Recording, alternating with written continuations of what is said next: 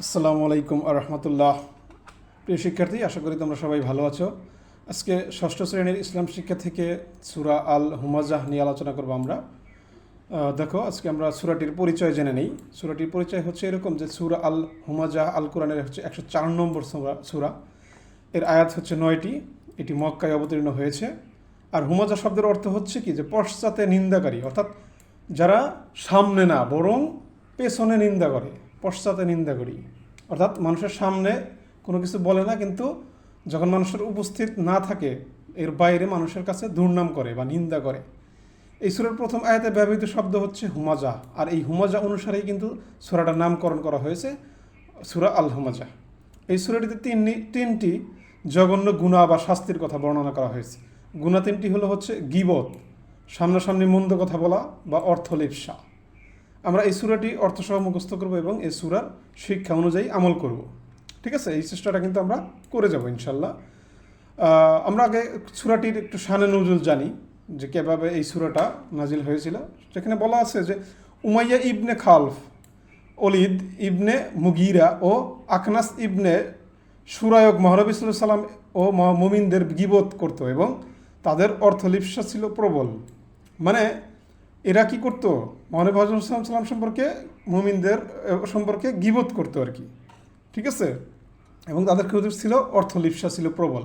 তাদের এই অপকর্মের ভয়াবহ পরিণতির কথা উল্লেখ করেই মহান আল্লাহ তাআলা এই সূরাটা অবতীর্ণ করেন। অর্থাৎ এখানে কি আছে, যে উমাইয়া ইবনে খালফ, অলিদ ইবনে মুগিরা ও আখনাস ইবনে শরক মহানবী সাল্লাল্লাহু আলাইহি সাল্লাম ও মুমিনদের গীবত করতো। মানে এই তিনজন ব্যক্তি, মহানবী সাল্লাল্লাহু আলাইহি সাল্লাম এবং যারা ইসলাম ধর্ম গ্রহণ করেছে তাদের জন্য কি করতো, গীবত করতো, এবং এদের প্রচণ্ড অর্থলিপ্সা ছিল। এর কারণে এই সূরাটা আল্লাহ তাআলা নাজিল করেছে এবং ভয়াবহ পরিণতির কথা তাদের বলেছে। শব্দের অর্থ তোমরা যারা আরবি জানো তারা একটু শব্দের অর্থ জেনে নেবে।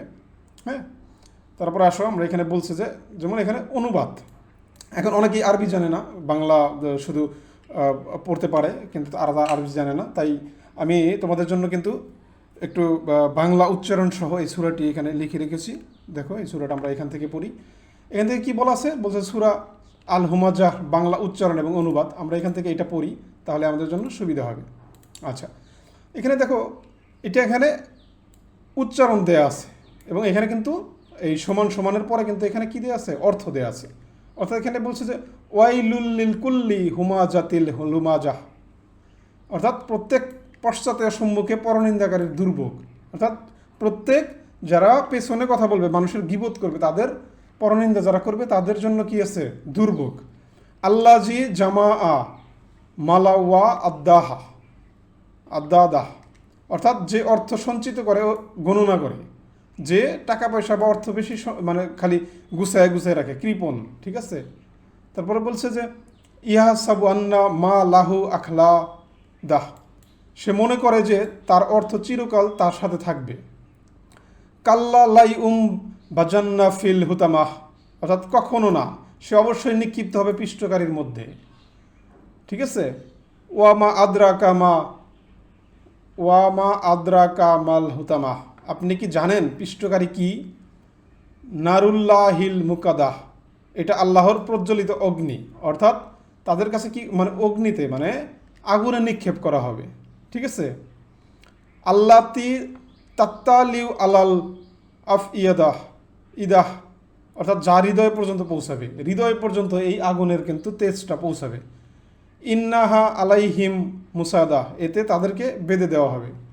ফি আমাদিম মুমাদ্দাদাহ, অর্থাৎ লম্বা লম্বা খুঁটিতে, অর্থাৎ লম্বা লম্বা খুঁটিতে তাদেরকে কি করা হবে, বেঁধে দেওয়া হবে, এবং এই আগুন হৃদয় পর্যন্ত পৌঁছায় যাবে আর কি। ঠিক আছে, এই আগুন থেকে কীভাবে রক্ষা পাওয়া সম্ভব? ঠিক আছে, কোনোভাবেই রক্ষা পাওয়া সম্ভব না। তাই আমাদেরকে কী করতে হবে, এই কাজগুলা থেকে এড়িয়ে চলতে হবে। অর্থাৎ শুধুই টাকা পয়সা জমানো, কিংবা মানুষের টাকা, মনে করো যে মাইরা দিয়ে জমানো টাকা, ঠিক আছে, গচ্ছিত করা, এটা করা যাবে না। কারো পরনিন্দা করা যাবে না, কারো গীবত করা যাবে না। ঠিক আছে, বা কারো সামনেও কাউকে মানে শুধুই অপমানজনক কথা বলা যাবে না, বা কাউকে দোষারোপ করা যাবে না। ঠিক আছে, এখন আমি আসলে খুব ভালোভাবে পড়তে পারি নাই, কারণ আমি নিজেও আরবি পড়তে পারি না ভালোভাবে। দ্যাটস ওয়াই একটু প্রবলেম আমার নিজেরও আছে। সো তোমরা যারা আরবি পড়তে পারো তাদের জন্য সুবিধা, আর যারা আরবি এখনও পড়তে পারো না এই সূরাটি অবশ্যই তোমরা মুখস্থ করে নেবে। ঠিক আছে, সূরাটা খুব বেশি বড় না, মুখস্থ করে নেবে।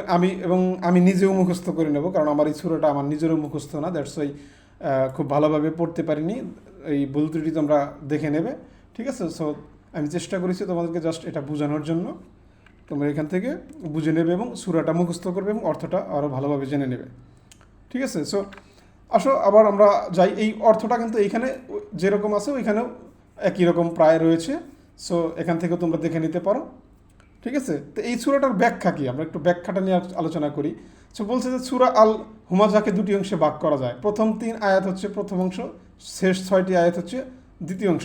অর্থাৎ যেহেতু 9টা আয়াত আছে তাই 2টা অংশে ভাগ করা যায়। প্রথম 3টি একটা অংশ আর শেষের 6টা আয়াত হচ্ছে একটা অংশ। তো প্রথম অংশে 3টি জঘন্য গুনার পরিচয় তুলে ধরা হয়েছে, দ্বিতীয় অংশে সব গুনাহর শাস্তির কথা বলা হয়েছে। ঠিক আছে, অর্থাৎ 3টা গুনার কথা আগে বলা হয়েছে, পরে এগুলো শাস্তির কথা বলা হয়েছে। তো এখন এই সূরায় বর্ণিত গুনাহ বা পাপ কাজগুলো কী কী আমরা একটু জেনে নেই। তো এখানে বলছে যে পশ্চাতে বা গোপনে কারো নিন্দা করা, একে গীবত বলা হয়। এটি অত্যন্ত খারাপ কাজ। আল্লাহ তাআলা আল কোরআনের অন্য আয়াতে গীবত করাকে মৃত ভাইয়ের গোস্ত খাওয়ার সমান বলে উল্লেখ করেছেন। রাসূল সাল্লাল্লাহু আলাইহি ওয়াসাল্লাম বলেছেন গীবত ব্যভিচারের চাইতেও মারাত্মক। ঠিক আছে, অনেক বড় গুনাহ কিন্তু। মানে বলছে যে গীবত করবে, অর্থাৎ যে একজনের কথা আর একজনকে পেছনে বলবে, ঠিক আছে, তাকে বলা হয়েছে যে তুমি নিজের আপন ভাইয়ের গোস্ত খাওয়ার সমান। ঠিক আছে, এবং এটা ব্যভিচারের চাইতেও মারাত্মক গুনাহ।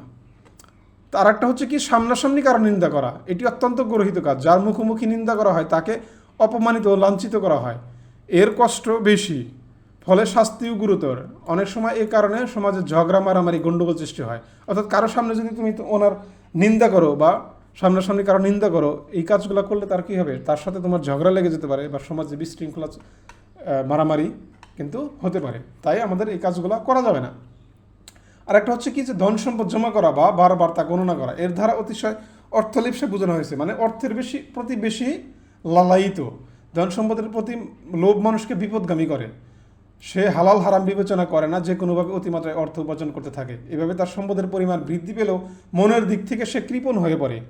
সে মনে করো একটার পর একটা টাকা পয়সা সে ইনকাম করতেই চায়। দেখো না, যারা ঘুষ খায়, সুদ খায়, এরা কিন্তু দেখবা এদের টাকা পয়সা যতই হোক না কেন তারা কখনোই মানে মনে করে না যে আমার টাকা হয়েছে। দেখো একজন মানুষ সারা জীবনে চলতে কত টাকা লাগে, 2-3 কোটি টাকা হলেই কিন্তু সারা জীবন পায়ের উপর পা তুলে বসে খাওয়া যায়। কিন্তু মানুষ কি করতেছে, এই যে দেখো বর্তমান নিউজেই কত দেখা যাচ্ছে যে শত শত কোটি টাকা, হাজার হাজার কোটি টাকা মানুষজন মেরে দিচ্ছে। ঠিক আছে, এই টাকাগুলো কি করতেছে, এটা কি সে ভোগ করবে? না, ভোগ করতে পারবে না। কিন্তু টাকাগুলো ইনকাম করতেছে কিন্তু সে ভোগ করতে পারবে না, কারণ তার মানে কি এটা কিন্তু অপ্রয়োজনীয়, এই টাকাটা দরকার ছিল না। কিন্তু সমাজে সে বাহাদুরি করার জন্য সে টাকাটা মানুষের কাছ থেকে আদায় করে নিতেছে। গরিব দুঃখীদের অধিকার আদায় করে না।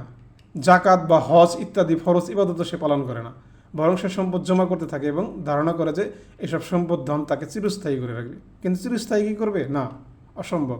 দেখো না, এই যে কত মানুষ আছে কিন্তু খালি টাকা ইনকাম করতেছে, মানে সেটা সঠিক পথে নাকি অন্যায় পথে সেটা বিবেচনা করছে না, সুদ ঘুষ হারাম খাইতেছে। ঠিক আছে, এই টাকাগুলো কিন্তু তার পরকালে কোনোই কাজে আসবে না এবং ইহকালেও সে এই টাকাগুলো ভোগ করতে পারবে না। সে টাকা শুধু ইনকাম করেই যাচ্ছে। ঠিক আছে, তাই এরকম অর্থ লোভ করাটাকে আল্লাহ তাআলা মানা করে দিয়েছেন এই সূরার মাধ্যমে। এই সূরার দ্বিতীয় অংশে উল্লেখিত 3টি জঘন্য কাজের শাস্তির কথা বর্ণনা করছে, যে গীবত কিংবা সামনাসামনি মন্দ কথা বলা বা অর্থলিপ্সা, এই 3টি খারাপ কাজ, এগুলো কবিরা গুনাহ। এজন্য আখিরাতে মানুষকে আল্লাহর দরবারে জবাবদিহি করতে হবে। অর্থ মানুষকে অমর করে রাখবে এই ধারণাটাও ঠিক নয়, বরং সকল মানুষকেই কিন্তু মরতে হবে। তারপর হাসরের ময়দানে আল্লাহ তাআলা প্রত্যেকের হিসাব নেবেন। যারা দুনিয়াতে এই 3টি জঘন্য কাজ করেছে তাদের শাস্তি হবে অনেক কঠিন, তারা জাহান্নামে পৌঁছাবে আর কি। তাদের স্থান হবে হুতামাহ নামক জাহান্নামে। ঠিক আছে, এই ধরনের পাপ কাজ যারা করছে, হুতামার আগুনে ওই সকল ব্যক্তির অঙ্গ প্রত্যঙ্গ জ্বলে যাবে। ঠিক আছে, এমনকি তাদের হৃদয় অন্তর পর্যন্ত এই আগুন পৌঁছাবে। ঠিক আছে, কোনো কিছুই আগুনের গাছ থেকে রেহাই পাবে না। দুনিয়ার আগুন মানুষের দেহে লাগলে হৃদয় পর্যন্ত পৌঁছার আগেই মানুষের মৃত্যু হয়ে যায়, কিন্তু জাহান্নামে কোনো মৃত্যু নাই। ঠিক আছে, কাজে জীবিত অবস্থায় হৃদয় পর্যন্ত আগুন পৌঁছাবে এবং হৃদয় দহনের তীব্র যন্ত্রণা কিন্তু জীবিত অবস্থাতেই মানুষ অনুভব করবে।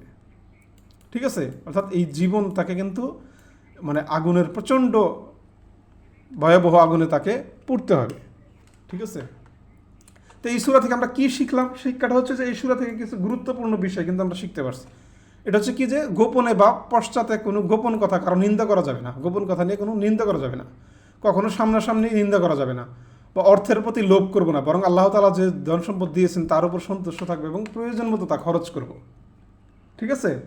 মানে প্রয়োজনের অতিরিক্ত মানে মানে ইনকাম মানে অর্থাৎ হালাল পথে ইনকাম করার চেষ্টা করব। জাহান্নামের শাস্তি অত্যন্ত ভয়ঙ্কর, এটাও কিন্তু আমরা বুঝতে পারলাম। আমরা উল্লেখিত গুনাহসমূহ থেকে দূরে থাকবো এবং যাতে জাহান্নামের শাস্তি থেকে রক্ষা পাই সেই চেষ্টা আমরা করে যাব ইনশাল্লাহ। আল্লাহ যেন আমাদেরকে সেই তৌফিক দান করেন। আমরা কিন্তু এই বিষয়টাই এই সূরা থেকে শিখতে পারলাম। ঠিক আছে? সবাই এই সূরাটার শিক্ষাটা নিজেদের জীবনেও পরিপূর্ণভাবে অ্যাপ্লাই করার চেষ্টা করবে। আশা করি তোমরা ভালোভাবে জীবন পরিচালনা করার চেষ্টা করবে এবং হালাল ইনকাম করবে এবং খারাপ কাজ থেকে নিজেদেরকে বিরত রাখবে, এই গীবত থেকে বা সামনাসামনি কাউকে এরকম অপমান অপদস্থ থেকে নিজেদেরকে রক্ষা করবে। এই প্রত্যাশা নিয়ে আজকের ভিডিওটা এখানেই শেষ করব। সবাই ভালো থাকো, সুস্থ থাকো এবং এই চ্যানেলটিকে তোমরা সাবস্ক্রাইব করে রাখো এবং পড়াশোনাটা তোমাদের উজ্জ্বল হোক, ভবিষ্যৎ উজ্জ্বল হোক, এই কামনা করে আজকের ভিডিওটা এখানে শেষ করছি। আল্লাহ হাফেজ।